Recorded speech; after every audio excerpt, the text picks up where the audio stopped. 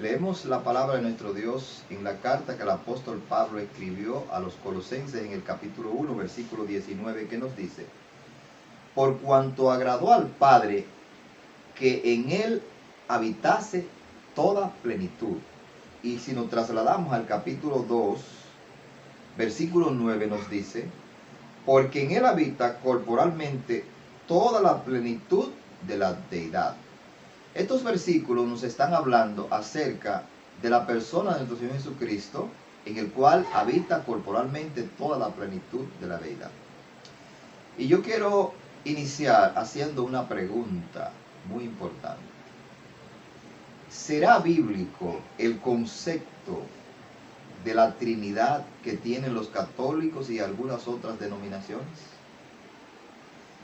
¿Será bíblico como ellos lo postulan, como ellos lo enseñan?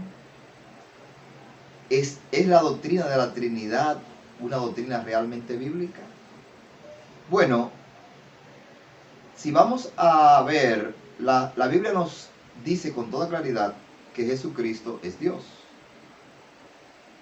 Pero cabe preguntarse también, ¿es Jesucristo y el Espíritu Santo son iguales que el Padre? Las Escrituras nos dicen con toda claridad que el Padre y el Hijo son Dios. Y que el Espíritu Santo es el Espíritu que pertenece a los dos.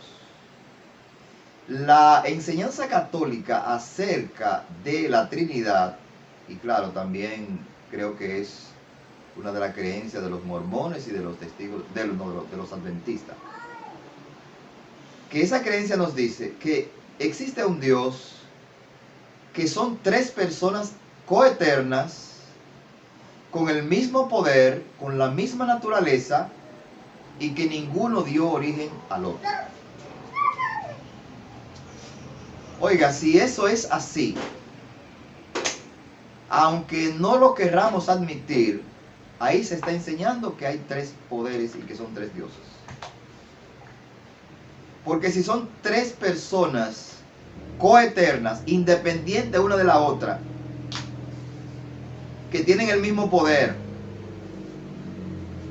y que ninguno depende del otro, entonces son tres poderes, tres dioses. Si se va a decir que existe la Trinidad, entonces tenemos que verlo como la Biblia lo presenta.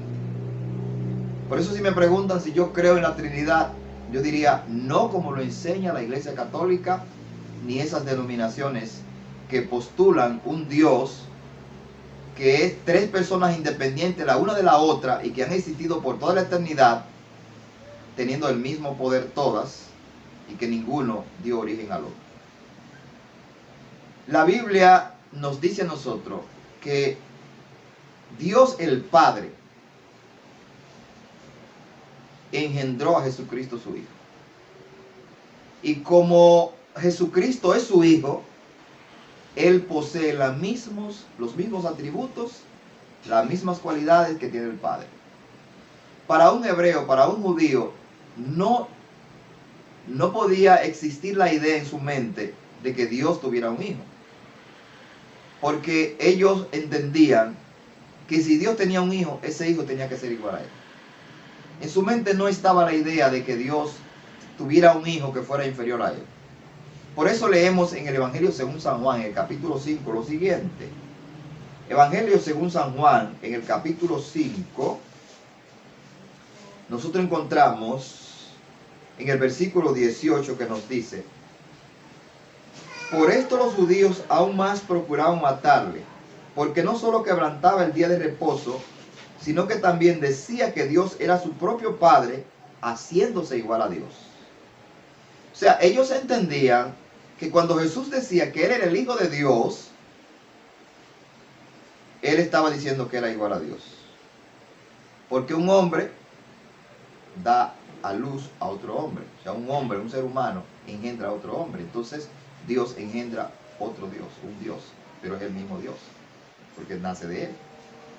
Entonces, lo que la Biblia nos enseña, que en estudio posterior lo vamos a ver, es que Jesucristo es Dios, porque es de la misma naturaleza que el Padre, porque fue engendrado por el Padre y porque salió del Padre. Entonces las Escrituras nos hablan de un Padre y un Hijo, que los dos son Dios, pero un solo Dios, porque comparten la misma naturaleza, y el Hijo salió del Padre y es Dios porque tiene todos los atributos que tiene el Padre. Por eso, no porque es independiente, sino porque tiene todos los atributos que tiene el Padre, y ambos están unidos por un espíritu en común. Por eso las Escrituras en varios lugares nos dice, cuando habla del Espíritu Santo, que es el Espíritu de Cristo y que es el Espíritu del Padre. Y vamos a ver algunos versículos. Vamos al libro de Gálatas, la carta del apóstol Pablo a los Gálatas, en el capítulo 4. Gálatas, en el capítulo 4, vamos a ver allí cómo nos habla del Espíritu de Jesucristo. Gálatas, capítulo 4, y leemos el versículo 6, que nos dice: por cuanto sois hijos, Dios envió a vuestros corazones el Espíritu de su Hijo, el cual clama, Abba Padre. Entonces aquí nos dice que Dios envió a nuestros corazones el Espíritu de su Hijo, el Espíritu de Cristo. Pero Jesucristo también habló en el Evangelio según San Juan que Él enviaría el Espíritu Santo, que procede del Padre. De manera que el Espíritu Santo procede del Padre y procede del Hijo. Y ahora vamos a la carta del apóstol Pablo a los Romanos en el capítulo 8. La carta del apóstol Pablo a los Romanos en el capítulo 8, los versículos desde el 9 hasta el 10 nos dice lo siguiente: mas vosotros no vivís según la carne, sino según el Espíritu Santo. Si es que el Espíritu de Dios mora en vosotros, y si alguno no tiene el Espíritu de Cristo, no es de Él. Entonces ahí menciona que no vivimos según la carne, sino según el Espíritu. Si es que el Espíritu de Dios mora en nosotros. Y luego dice, si alguno no tiene el Espíritu de Cristo, no es de Él. De manera que el Espíritu Santo es el Espíritu de Dios y es el Espíritu de Jesucristo. La Biblia no enseña que el Espíritu Santo sea una persona independiente del Padre y del Hijo. La Biblia enseña que el Espíritu Santo es el Espíritu del Padre y el Espíritu del Hijo. De manera que si hay una Trinidad, entonces sería Dios el Padre con un Hijo que es Dios, unido por el Espíritu Santo que procede de ambos.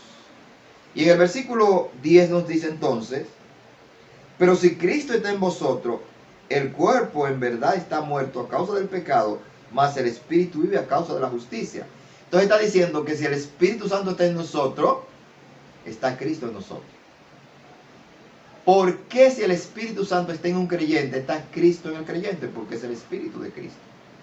Y si es el Espíritu de Cristo, hay una parte de Cristo que está dentro de esa persona. Así que las Escrituras son claras, y hay más versículos que nos muestran que el Espíritu Santo es el Espíritu de Dios, es el Espíritu del Padre, es el Espíritu del Hijo, pero que no es una persona independiente.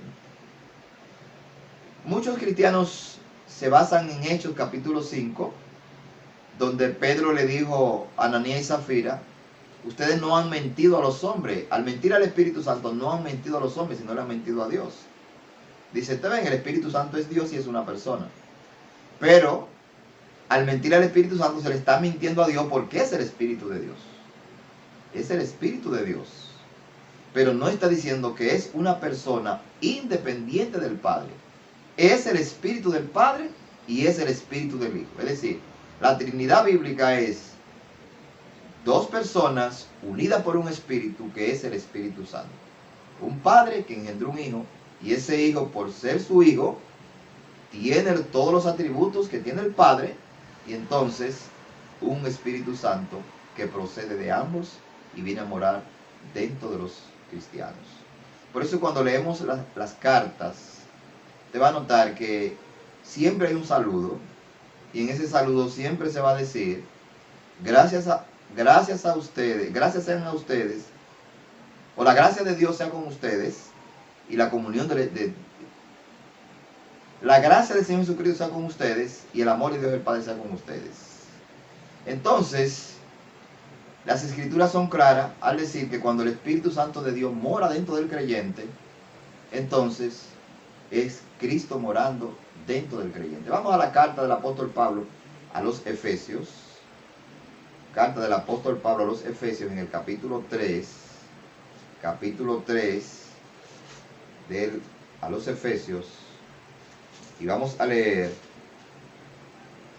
desde el versículo 14 en adelante, que nos dice: por esta causa doblo mis rodillas ante el Padre de nuestro Señor Jesucristo, de quien toma nombre toda familia en los cielos y en la tierra, para que os dé conforme a las riquezas de su gloria el ser fortalecido con poder en el hombre interior por su espíritu, para que habite Cristo por la fe en vuestros corazones, a fin de que estéis arraigados y cimentados en amor. Así que Pablo dice que mora el Espíritu Santo en ustedes, y luego dice que mora Cristo, porque es el Espíritu de Cristo.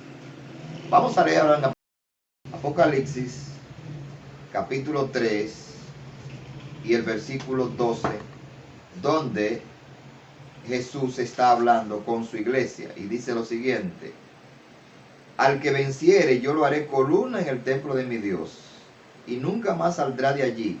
Y escribiré sobre él el nombre de mi Dios, el nombre de la ciudad de mi Dios, la Jerusalén, la cual desciende del cielo de mi Dios, y mi nombre nuevo.